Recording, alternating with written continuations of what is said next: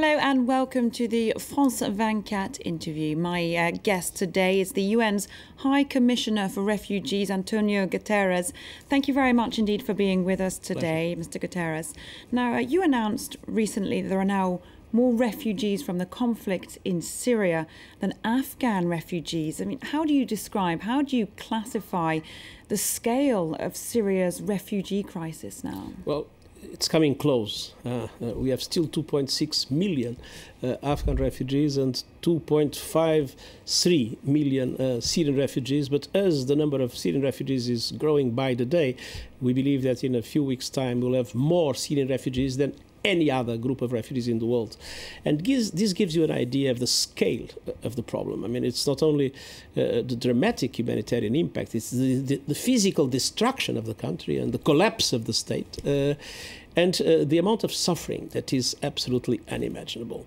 Children, for instance, I'll give you an example. I was in Zatri camp in Jordan visiting a family in a tent. 20 minutes. During those 20 minutes, a young boy of 4 years old, he was constantly with a toy gun shooting, pop, pop, pop, pop, pop, and it was impossible to stop him. Now, this is a whole generation that is traumatized by violence.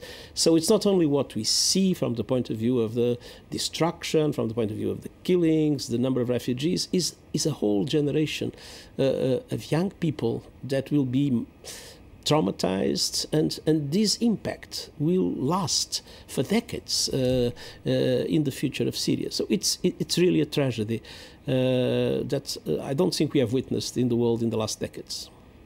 Now, officially, according to people who've registered with you, the UNHCR, or who are about to register, I believe nearly 1 million Syrians have crossed the border into neighbouring Lebanon. Does that risk destabilising that country? Well, I think that's an understatement. Obviously, the impact in Lebanon is unimaginable. It's not only the number of refugees, it's the Syria crisis as a whole. The Lebanese society is divided. Part of it supporting the regime, part of it supporting the opposition. But with the influx of people, how is that affecting Lebanese society for you? If you look at a country like France, we are in Paris. The number of refugees per capita in Lebanon is 70 times bigger than the number of refugees in France. So can you imagine what it would happen in France if all of a sudden there would be 70 times more refugees in France than today? I mean, the economy, the society have been dramatically impacted. The schools are overburdened. The hospitals, the health centers, they can't cater for so many people. The infrastructure, the water, the energy, the sewage systems, they are some of them not able to respond anymore. And then, of course, the fact that you have the spillover of the conflict. You have more and more terrorist attacks inside Lebanon because of the Syria crisis. You have all the difficulties in forming a government. It took months. Finally, there was a government that was formed. And the reason was the divisions caused by Syria. So the impact in the Lebanese economy, the Lebanese society, and the Lebanese security is a devastating impact. And the world must support Lebanon. Lebanon has been left alone to a large extent. It is absolutely essential that the international community fully supports Lebanon in this situation, both financial support, not only to the refugees, to the Lebanese economy, but also some burden sharing, accepting some refugees from Lebanon.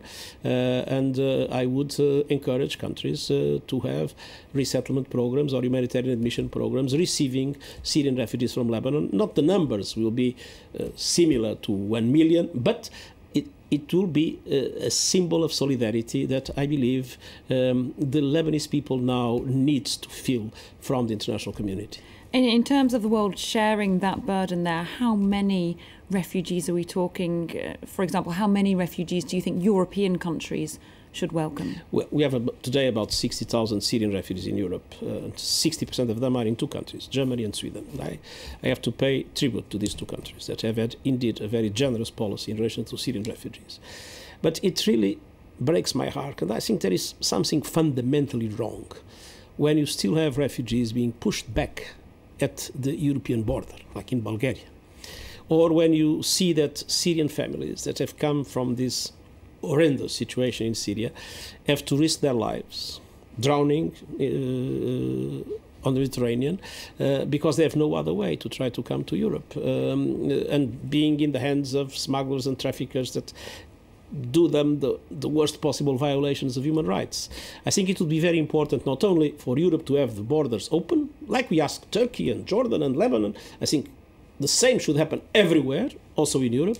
But it would also be very important to have adequate visa policies, humanitarian admission programs, like the ones that Germany recently led, family reunification programs, and the possibility to accept a higher number of resettled refugees from the neighboring countries into Europe. So in terms of numbers, for a country like France, would you want to see perhaps hundreds of thousands, tens of thousands of Syrian refugees arriving here? We are not giving targets to countries. I mean, we are appealing for countries to increase. France has started with a program of 500, I think, humanitarian admissions. France has also a number of Syrian refugees that came into the French territory.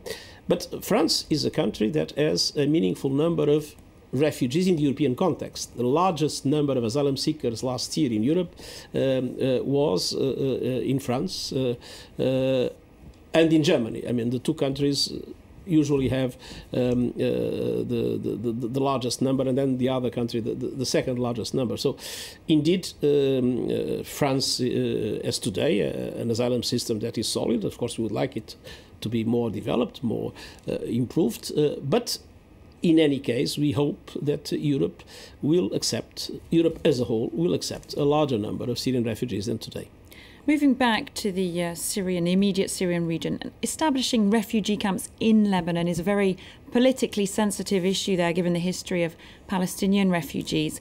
But would you like to see more permanent infrastructures for the huge number of Syrians arriving in Lebanon? Well, first of all, we don't like camps.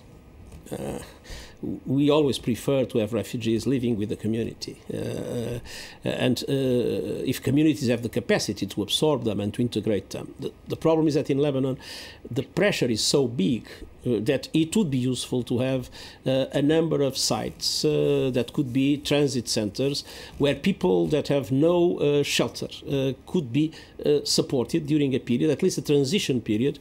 And we have been discussing with the Lebanese government that possibility. The Lebanese government has been very strongly against the possibility of having camps, I think mainly with the memory of the Palestinian camps that became for decades, I mean, almost is there any permanent movement on that? But there is another reason, which is, I think, their concern about security problems, and that the camps might become, if not properly managed, a possible source of security problems. But and that is why we are working so closely with other governments when we have camps, in order to try to make sure that the civilian and humanitarian character of camps is maintained, that no weapons enter in the camps, no armed groups recruit there. But that is a challenge, let's be honest, in many circumstances. And so I understand the position of the Lebanese government, but we sincerely would prefer to have the possibility to establish some transit sites or temporary sites, more structured, to avoid what we have sometimes in Lebanon, that is people spontaneously creating their own small camps where they find a place. And of course, that is much more difficult to support. Sometimes these are in areas that are very sensitive to weather changes. We had dramatic problems this winter to make sure that nobody would die because of the cold temperatures. Let's not forget that in the Middle East you have very warm temperatures and very cold temperatures, and you need to deal with both. So indeed, that would be a positive development if possible. But what is remarkable is the generosity of the Lebanese people. We have Syrians in 1,600 locations in Lebanon, and we have many villages and cities in Lebanon that have more Syrians than Lebanese. And the Lebanese have accepted that. And this is something the international community should recognize. I want to ask you a question, moving topics slightly. The last time I saw you, we were in the Central African Republic in Bangui.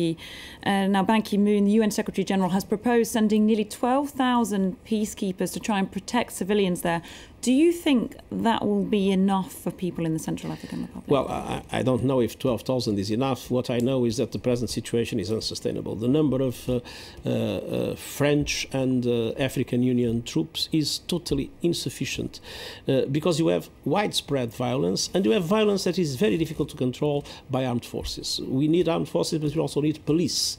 And we need a local police. And we need at least a minimum of courts and of jails allowing the system to arrest, to trial, and to put in jail those criminals that unfortunately have been multiplying in South African Republic, creating havoc in many areas of the country, including in Bangui, and in a situation that is very difficult to handle by armed forces that have their own rules of engagement that need to respect the law, and they cannot arrest people forever. They need to handle it to the proper authorities, and those authorities are not there.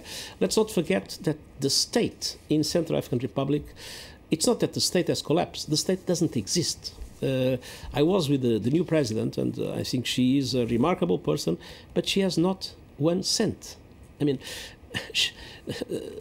she needs money to pay public servants 2 months' salary of the many that have not been paid to start the rebuilding of the administration, and she has nothing, and nothing is there to provide for the security of the country. So the international presence is essential. Okay, we'll have to leave it there, I'm afraid. Thank you very much indeed for joining us. That was the UN's High Commissioner for Refugees, Antonio Guterres. Thanks for watching the France 24 interview. Stay with us. The international news continues.